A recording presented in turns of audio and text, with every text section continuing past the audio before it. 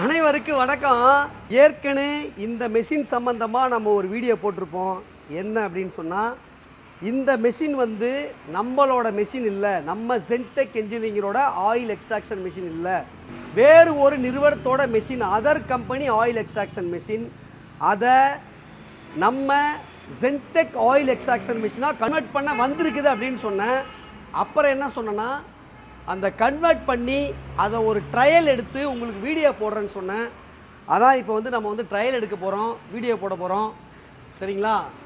உங்ககிட்ட இந்த மாதிரி அவுட்புட் சரியில்லாத மிஷினு, சர்வீஸ் அடிக்கடி வர மிஷினு, ஸ்பேர் உடையிற மிஷினு, சரியான நேரத்தில் எண்ணெய் பிழியாத மரச்செக்கு மிஷின் இருந்துச்சு அப்படின்னா கட்டாயம் கொண்டு வாங்க, நம்ம மாற்றி கொடுத்துடலாம். சரிங்களா?